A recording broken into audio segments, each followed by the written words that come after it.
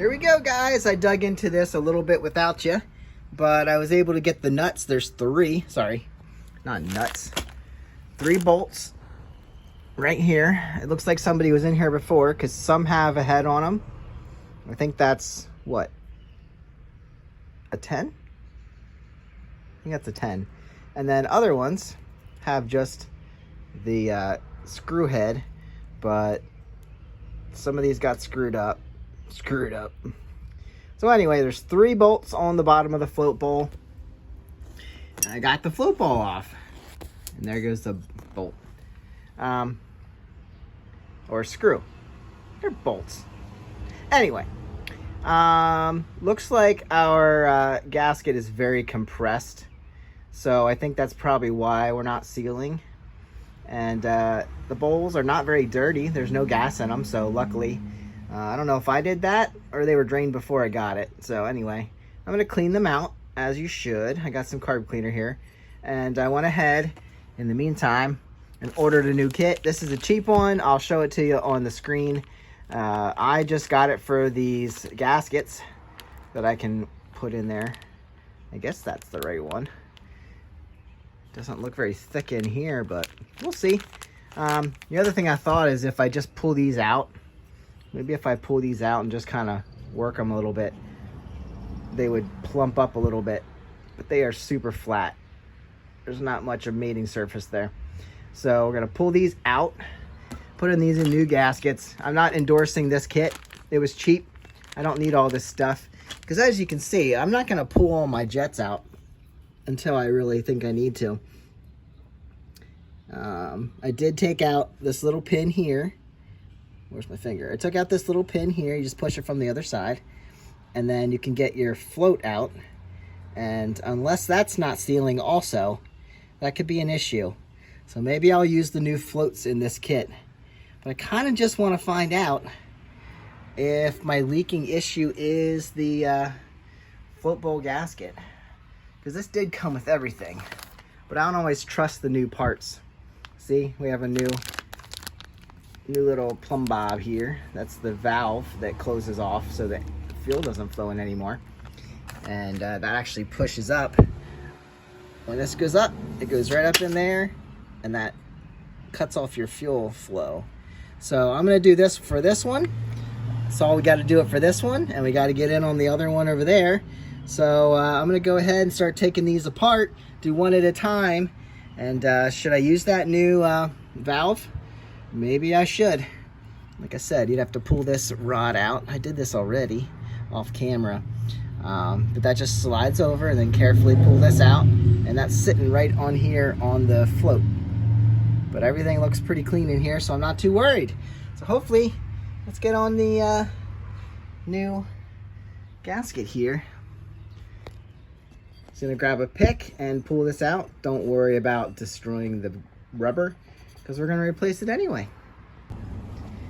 After an hour and a half of trying to get this screw out, would have been the screw that's at the bottom of this corner.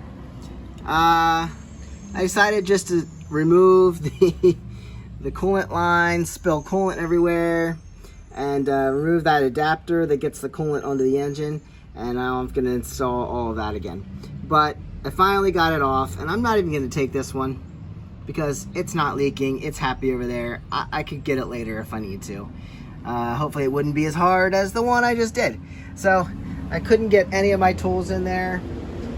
Socket does not fit on there. It did have the, here's the exact one. I thought it was stripped out and it really wasn't that bad. But anyway, it was not coming loose. And finally, after I moved the coolant line, removed that sucker, I was able to get a vice grip on there and torque it, and it came loose. So I did decide I'm gonna run these through the ultrasonic cleaner, and this one fell off. That was the one on the other side. It's super flat. It's almost not even worth looking at. So there's that. And being that these aren't that dirty, I'm just gonna run them through the ultrasonic cleaner, and then I don't have to spray them. But like I said, I'll pick those out and then remove any debris that's in the lines or in the groove here, and then reinstall this. And hopefully we are all good to go. I might use the new screws that came in this pack, or I'm gonna put the ones that are roughest and hardest to do on the edge on this side, so they're really easy to get to. So that's where we're at. I'm gonna go run these and get back with you. I got my bowls all cleaned up and made sure these grooves are all cleaned up with no debris in them. So now, as you can see, I already stuck one in and it's raised. Look at that. That's gonna seal up so much better. It actually feels like rubber, and we're gonna lay these in there. These are the old ones. They are so squished and so flat, and they don't even feel like rubber anymore. They're just so dry. And usually if you add some fuel, sometimes that kind of exhilarates them and gets them back into shape, but these are obviously done. So we're gonna go ahead and do all these. Now what I'm finding, so I'm gonna put these in the grooves. You just make sure that they set in there and they don't move when you put them back in. But you gotta form them to lay in that groove perfectly. And sometimes you just do this and let them sit like that for a little while they're getting to the proper spot. So anyway, that one's been sitting a while. It's happy where it is.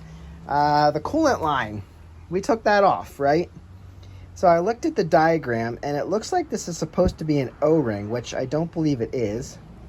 It looks like there's a groove here for an O-ring. We don't have it. Looks like this is some sort of fiber material.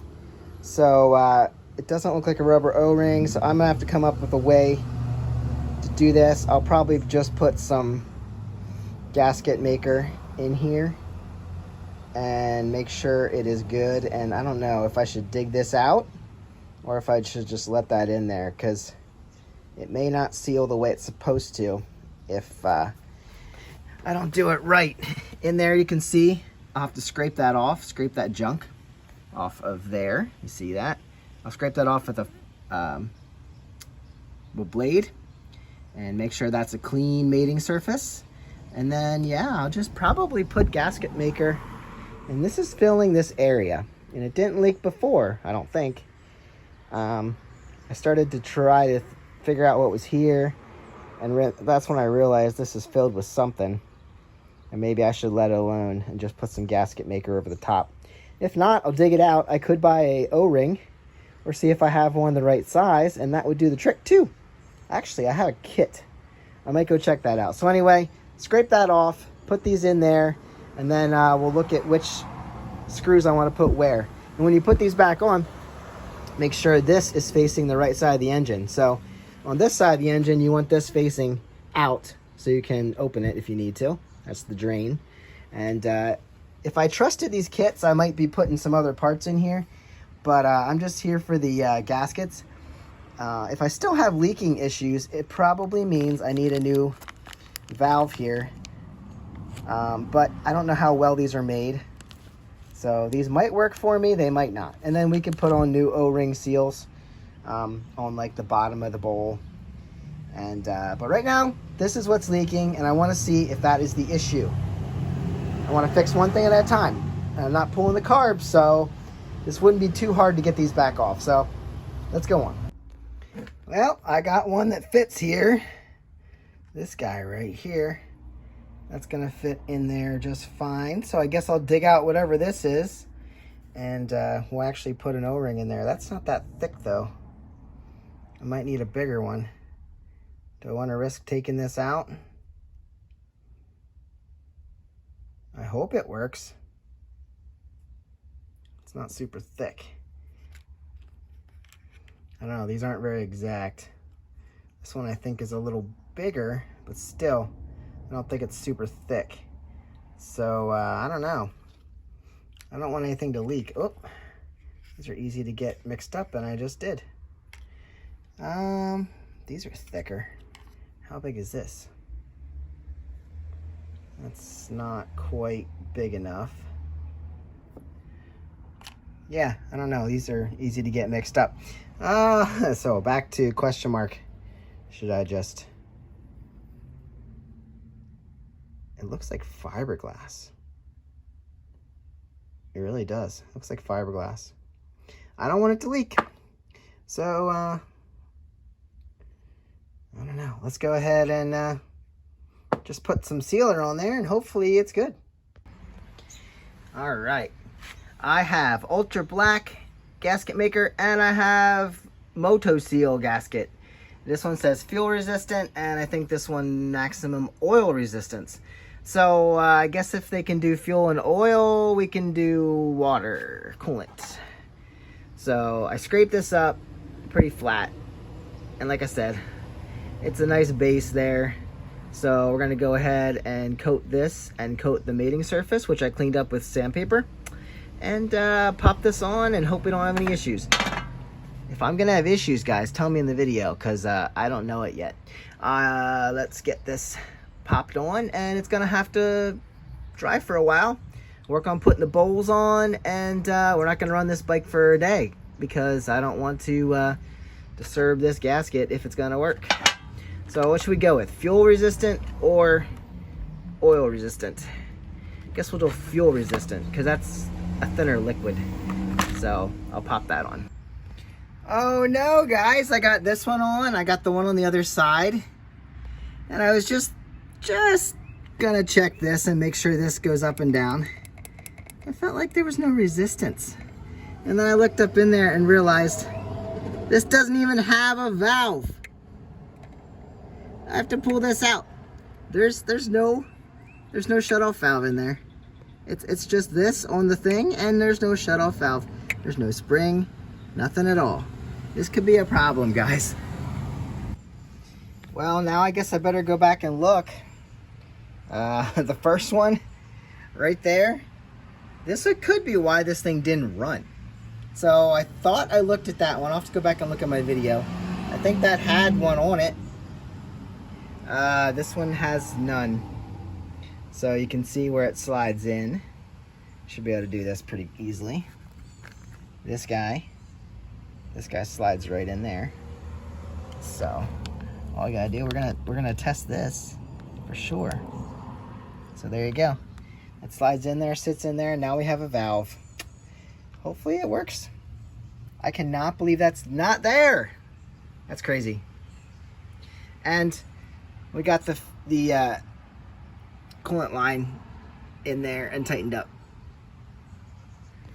All right, well, I got that one reinstalled. Got the little pin back in and she's good.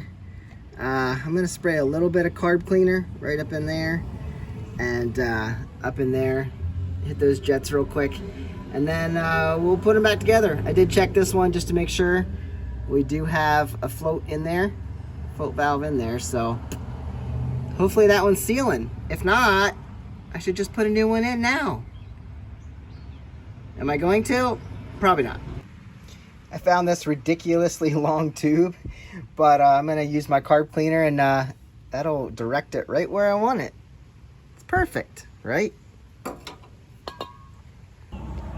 All right, aside from putting this coolant line back in and filling it up with coolant, all the float bowls are back on, and I'm gonna move on to a different project for now because this needs to make sure that our coolant line is dry before I put this back together. So what I'm gonna do, I'm gonna go cut this stem nut in half. Well, cut a slit in it so I can get it on the stem for the CBR. And I think what we're also gonna do is tear down these carburetors and run them through the ultrasonic cleaner, but you can't have these tubes, all these rubber parts and all these plastic parts on there then. So we're gonna take out everything that could be destroyed, like the valve or the upper boots, the vacuum boots up here.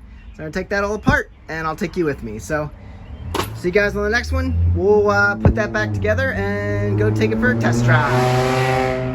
Later, guys. Bye.